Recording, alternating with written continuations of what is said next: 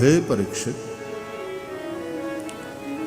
થોડા દિવસ વીત્યા અને પછી સુખદેવજી વર્ણન કરે છે, નંદ બાવા ગોવાળિયાઓને ગોકુળની રક્ષાની જવાબદારી સોંપી મથુરા પધાર્યા કંસને એનો વાર્ષિક કર આપવા માટે.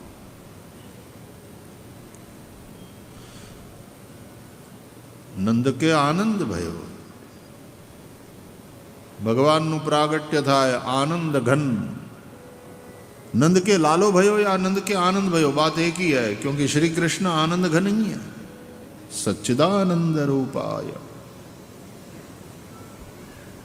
आनंदो ब्रह्मेति व्यजानात् आनंदेनैव इमानि भूतानि जायन्ते आनंदेनैव जातानि जीवन्ति.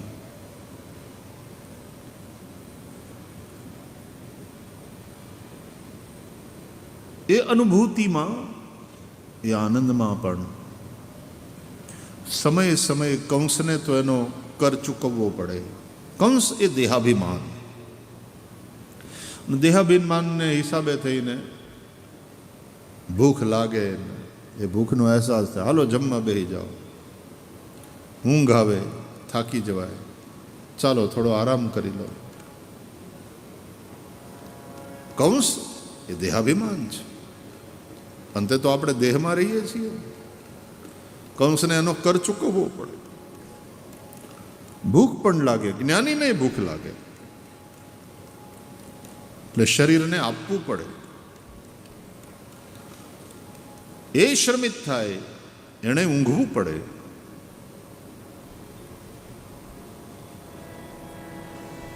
દિવસમાં 3 વાર થોડું થોડું પેટમાં જાય, અથવા તો 2 વાર જાય, અરે 1 વાર જાય, પણ પેટમાં કંઈક જવું પડે, જવું જોઈએ, તો શરીર ટકે. એ ગોકુળથી મથુરા જાય અને કૃષ્ણ પછી મથુરાથી દ્વારકા વસાવે અને દ્વારકામાં નિવાસ કરે. આ 3 શરીર છે. ગોકુળ પણ શરીર, મથુરા પણ શરીર, દ્વારકા પણ શરીર. ગોકુલ સ્થૂલ શરીર, મથુરા સૂક્ષ્મ શરીર, દ્વારકા કારણ શરીર. અને આમ અવસ્થામાંથી અવસ્થામાં આપણે જાગૃત અવસ્થામાંથી સ્વપ્નાવસ્થામાં સરી જઈએ, જતા રહીએ, સ્વપ્નાવસ્થામાંથી નિદ્રાવસ્થામાં સરી જઈએ. જાગ્રત, સ્વપ્ન, સુષુપ્તિ.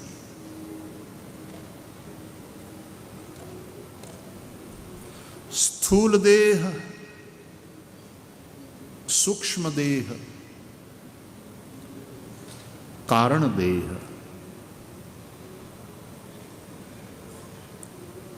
તો સ્થૂલ દેહ એટલે આ જે દેખાય છે ફિઝિકલ ગ્રોસ બોડી, એ ગોકુલ. ગો ઇન્દ્રિયો, કુલ સમૂહ, ઇન્દ્રિયોનો સમૂહ. બધી જ ઇન્દ્રિયોને કલેક્ટિવલી જોઈએ, એનું નામ body, physical gross body, Gokul.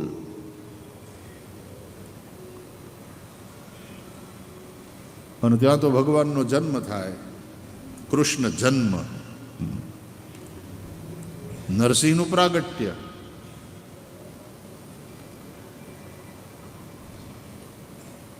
પણ કૃષ્ણનો જન્મ,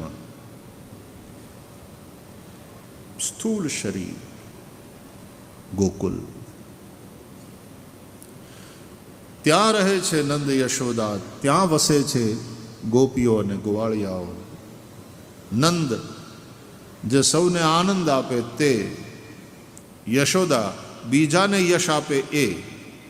યશાંસી દદાતીતિ યશોદા.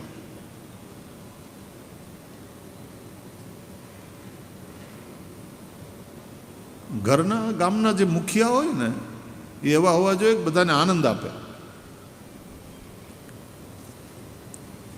અને એ ગામમાં એ મુખિયાને ઘરેથી એ માડી, એ બેન, એ ગૃહિણી, એ લક્ષ્મી એવા હોવા જોઈએ બીજાને યશ આપે.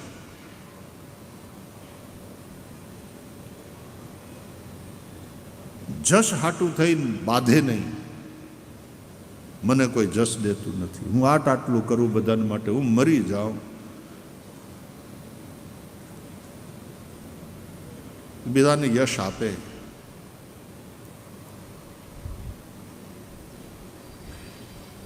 તમારે ત્યાં લાલો થયો કે તમારા આશીર્વાદ થકી. આ મોટી ઉંમરે ભગવાને લાલો દીધો. આપ સૌના આશીર્વાદ, બ્રાહ્મણોના આશીર્વાદ, બીજાને યશ આપે.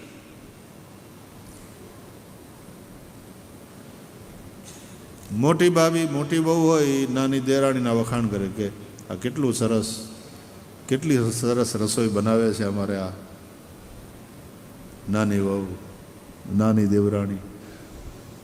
તો એ વળી પાછી એમ કે ભાભી તમારી પાસેથી જ તો શીખી, તમારી પાસેથી જ તો શીખી. બીજાને યશ આપે. ગૃહિણી તો સૌને આનંદ આપે નંદ, બીજાને યશ આપે એ યશોદા. જે સૌને આનંદ આપે એને પરમાનંદ પ્રાપ્ત થાય. શ્રી કૃષ્ણ એટલે પરમાનંદ. વસુદેવ સુતમ દેવમ કંસ ચાણૂર મર્દનમ દેવકી પરમાનંદમ કૃષ્ણમ વંદે જગદગુરુમ. બીજાને યશ આપે એનો યશ સંસારમાં એવો ફેલાય. જગતપતિ જે જશોદાથી બંધાઈ જાય, બીજાને મુક્તિ આપનારો જે જશોદાના દામણે બંધાય. આ જશોદાનો જશ કેવો!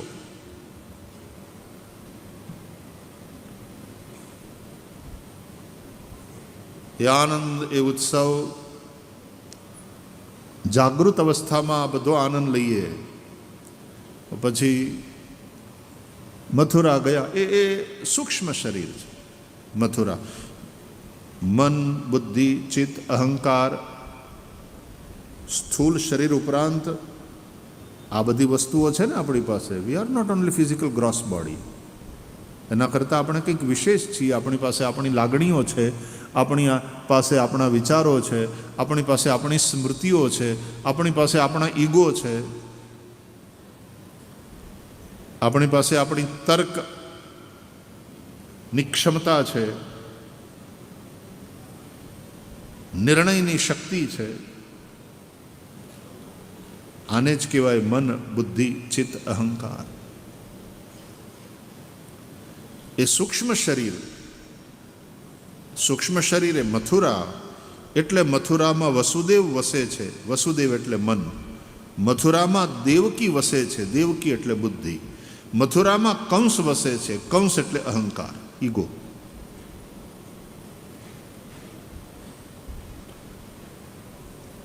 ભાગવતમાં જ લખ્યું છે વિશુદ્ધ સત્વમ વસુદેવ શબ્દિતમ.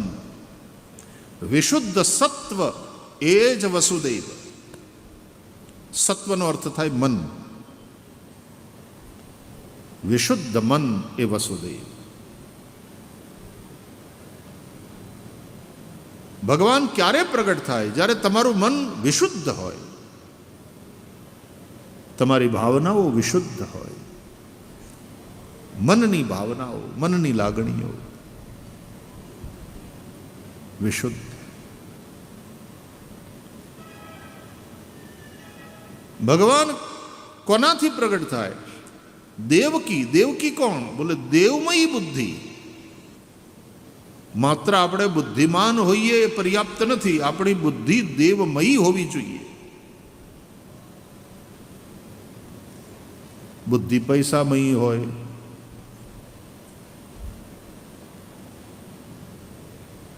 બુદ્ધિ ભૌતિક જગતમાં બહુ રત રહે છે, પણ બુદ્ધિ દેવમયી બને એ માટે સત્સંગની જરૂર. મન વિશુદ્ધ થાય એ માટે સત્કર્મની જરૂર. એટલે રોજ સવારના પૂજા પહેલાં અને પછી કથા એટલે સત્સંગ. પૂજા કરો એટલે મન વિશુદ્ધ એ વસુદેવ. સત્સંગ કરો એટલે બુદ્ધિ દેવમયી એ દેવકી. આ બે ભેગા થાય અને પછી એ બેન પરણાવવા, મનને અને બુદ્ધિને. વિશુદ્ધ મન અને દેવમયી બુદ્ધિને.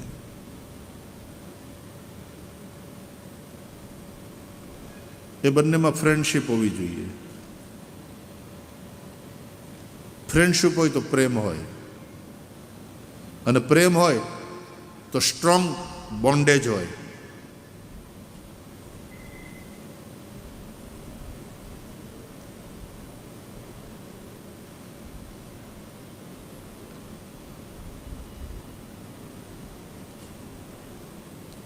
મન એની લાગણીઓ, બુદ્ધિના નિર્ણયો, એના વિચારો, એમાં એક સામંજસ્ય, હાર્મની. નહીં તો તમારું મન કંઈક જુદું કરવા ઈચ્છે, બુદ્ધિ કંઈક જુદું કે, અને એક કે હું કહું એમ જ થશે, બીજા કે હું કહું એમ જ થશે, અને જીદ ઉપર ઉતરી જાય મન અને બુદ્ધિ બે. આપણે ત્યાં ગુજરાતીમાં એક પદ છે કે બંધન બંધન જંખે છે મમ મન, અને આત્મ જંખે છુટકારો. બંધન બંધન જંખે છે મમ મન, આત્મ જંખે છુટકારો. મને દહેશત છે કે આ ઝઘડામાં, મને દહેશત છે કે આ ઝઘડામાં મારો ખૂટી ન જાય જન્મારો રે. બંધન બંધન જંખે છે મમ મન, અને આ આત્મ જંખે છુટકારો. બંધન બંધન. મનને બંધન વાલા લાગે છે. આત્મ પંખી મુક્ત થવા ઈચ્છે છે, યા પાંજરે પુરાયું છે.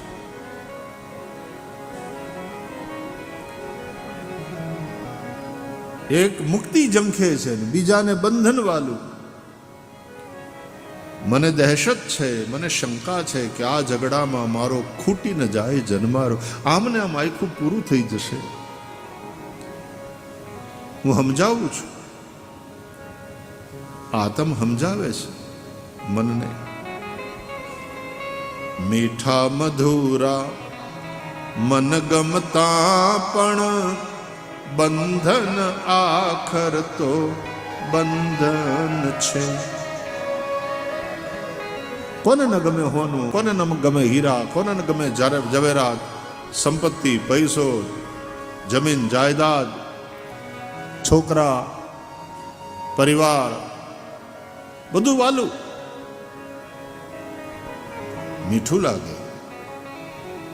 મીઠા મધુરા મન ગમતા પણ આ બંધન આખર તો બંધન છે. લઈ જાય ભવના એ ચકરાવે, એવા આ અવલંબન છે. હું લાખ મનાવું મનડાને મારા, હું લાખ મનાવું મનડાને મારા, તો એ કરે મન ઉહકારો.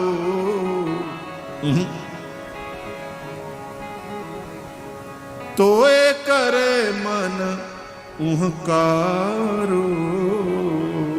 બંધન બંધન જંખે છે મમ મન, આત્મ જંખે છુટકારો.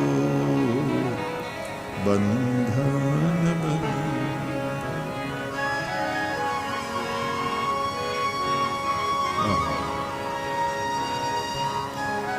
बस यही बात है. भागवतना महात्म्य में आत्म દેવ અને ધુંધુલી પતિ પત્ની એની વચ્ચેનો ઝઘડો.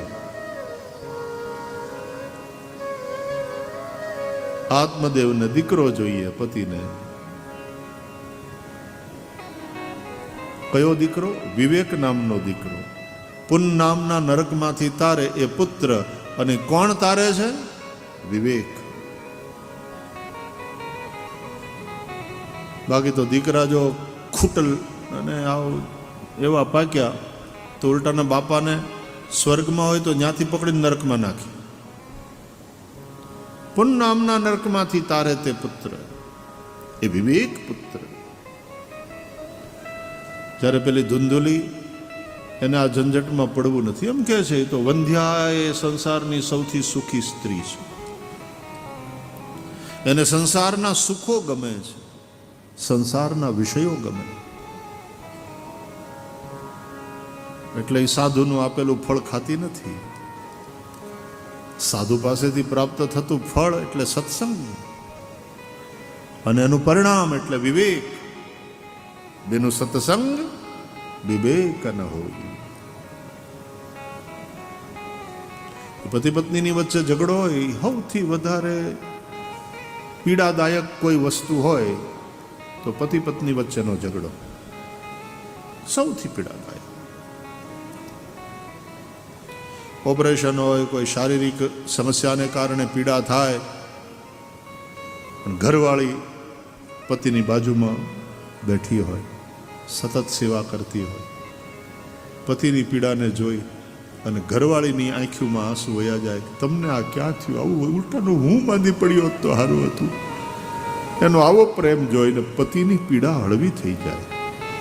અરે કે તું રડમાં, ભગવાન બધું સારું કરશે. એ પીડા સહી લે. પણ પતિ પત્નીની વચ્ચે જ્યારે ઝઘડો થાય, એની વચ્ચે અનબન, એ પીડા બહુ મોટી.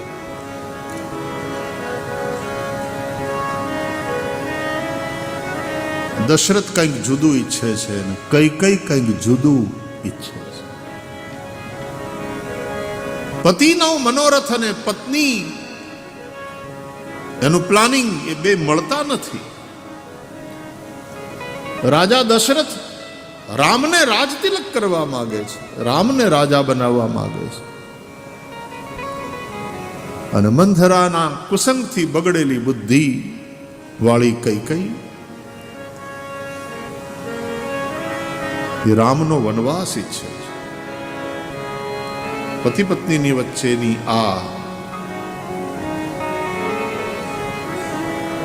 કશ્મકશ, આ ખેંચતાણ,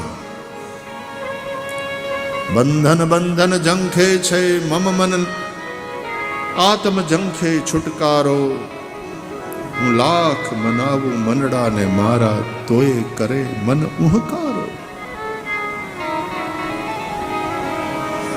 દશરથ લાચાર થઈ જાય, ચક્રવર્તી સમ્રાટ, અને પત્નીની આગળ લાચાર થઈ જાય છે.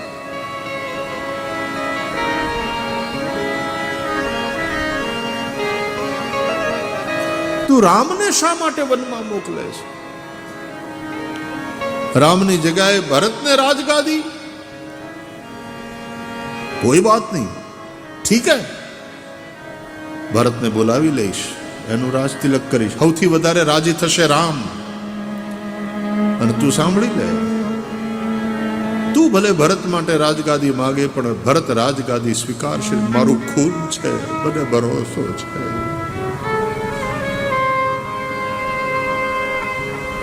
અને રામ વનમાં જશે, પણ ભરત રાજા નહીં થાય. રામ પાછા આવશે એટલે ભરત રામને સત્તાના સૂત્રો સોંપી દેશે.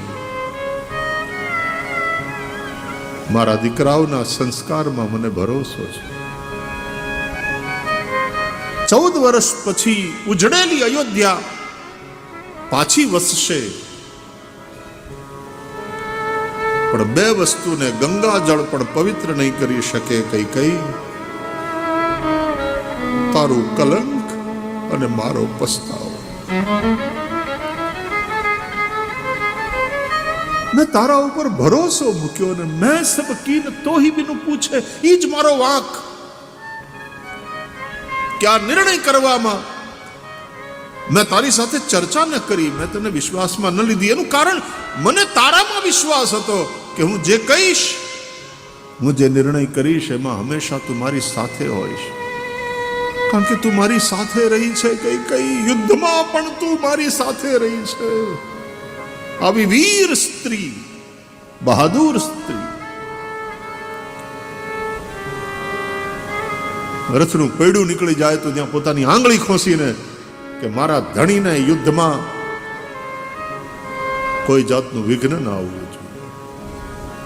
આમ મારી શક્તિ બનીને તું સતત મારી સાથે રહી, અને આજે તારું આ બિહેવિયર જોઈને મને આંચકો લાગ્યો છે. તું આવું કરી શકે?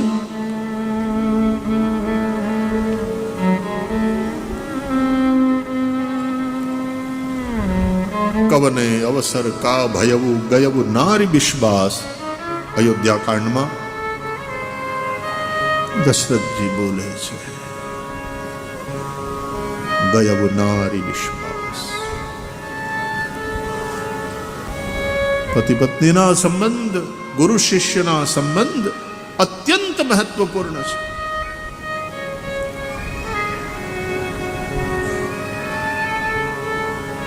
એ સંબંધ સ્વસ્થ હોય, વિશ્વાસના, ભરોસાના.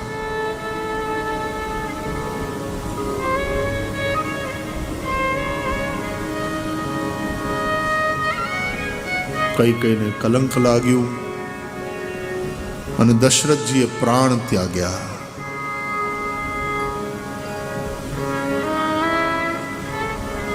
પતિ પત્ની વચ્ચેના સંબંધમાં એક હાર્મની, એક સંવાદિતા